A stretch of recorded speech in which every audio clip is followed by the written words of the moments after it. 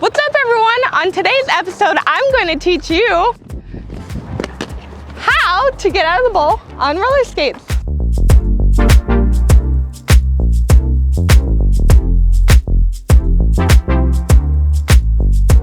So you finally got into a bowl on roller skates. Congratulations, but there's just one problem. Now you got to get out of the bowl. Well, no fret. Today I'm going to teach you 5 different ways that you can get out of the bowl on roller skates. All right, well, let's just get into it. Unfortunately, I don't have great names for any of these, so tell me in the comments below what you would name them.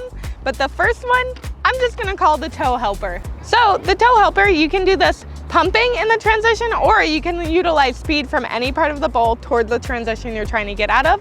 You're basically going to pump or get speed to the transition until you feel comfortable, and then you're gonna run up the transition with your toes. And at this point, as you're running up the transition with your toes at your height, you're gonna then throw your leg over the coping/deck. And once you get to that point, you're able to then pull yourself out of the bowl. So there's a few things that could go wrong when you're doing the toe helper to get out of the bowl.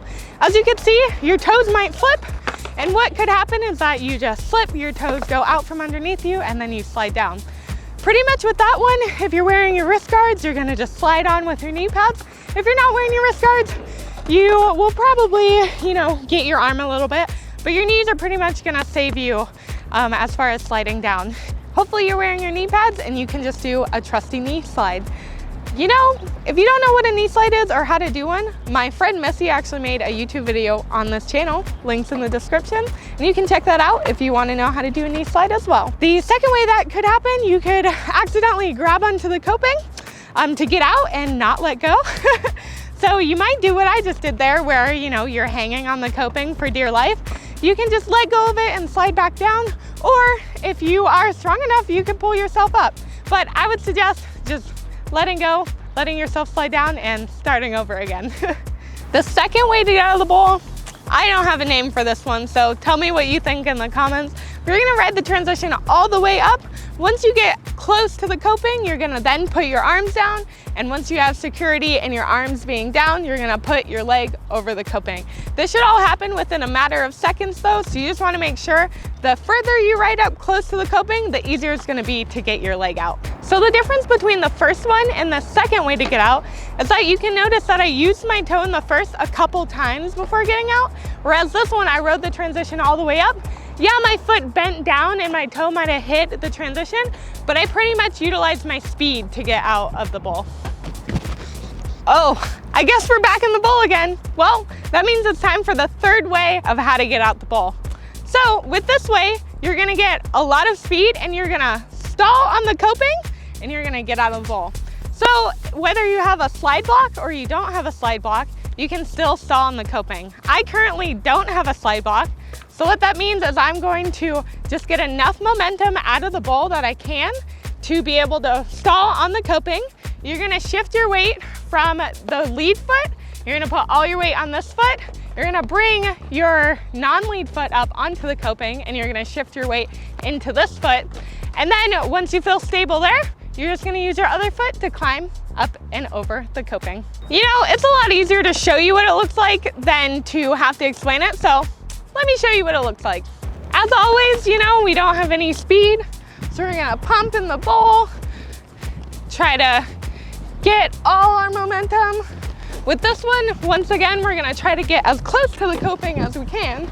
Essentially, we wanna get speed to be able to put our lead foot onto the coping. My lead foot is my right, so I'm gonna come up,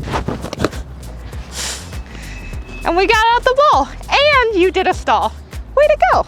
A couple things could go wrong with the third way that I taught you how to get out of the bowl. You could accidentally get one foot on and then not the second and do what's called the stapler. It might hurt a little bit, but you end up doing a trick out of it. Or you could possibly, miss, or you could just accidentally put your body weight back into the bowl.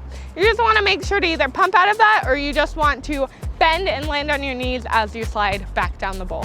And the fourth way to get out of the bowl is an air out. So you might be thinking, hey, that's not a beginner trick. Hey, I can't do that because I don't even know how to get out of the bowl. Well, I'm gonna tell you you're wrong, because you totally can with a lot of practice.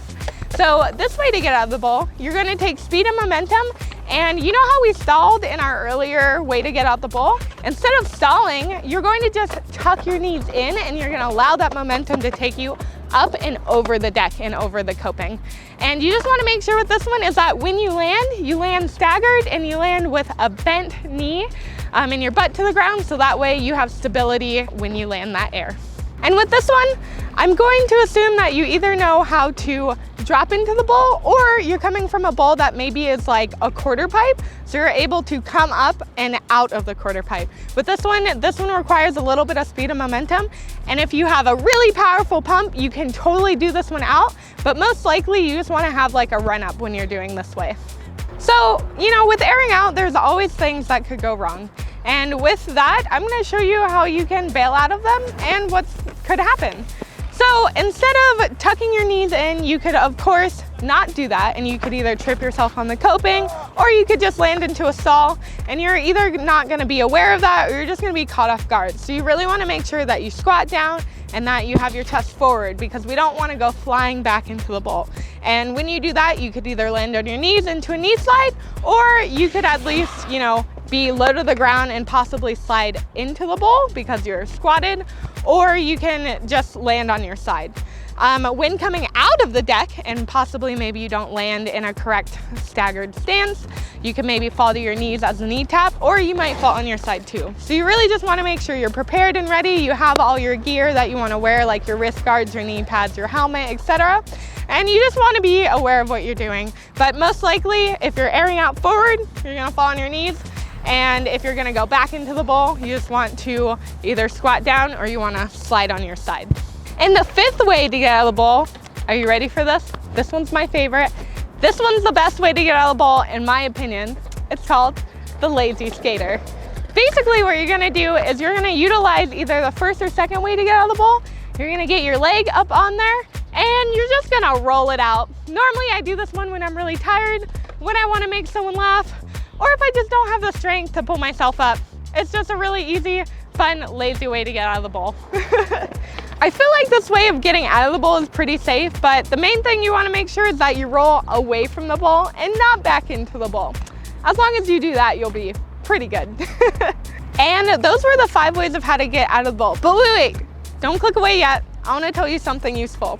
So yeah, we've got archives on the YouTube channel where you can learn some other stuff, but if you're the type of person that likes one-on-one time, or you really want to ask specific questions because you need that help, we've got something called the virtual skate shop at moxiskates.com. What that means is you get one-on-one 20 minutes of me, Shove, Missy, Evelyn, folks at Moxi HQ that can help you with anything that you need. That could be how to tighten your toe stop, how to do a certain trick, how to, you know, change your bearings, anything like that, or even just specific product questions. We're here for you. So if you find that valuable, go to moxiskates.com. You can book a virtual skate shop appointment with me, anyone from Moxi, and we're happy to help you. But, you know, as always, like, comment, and subscribe. Tell me other names that you would name all of those ways to get out the bowl, and I'll see you next time, skaters.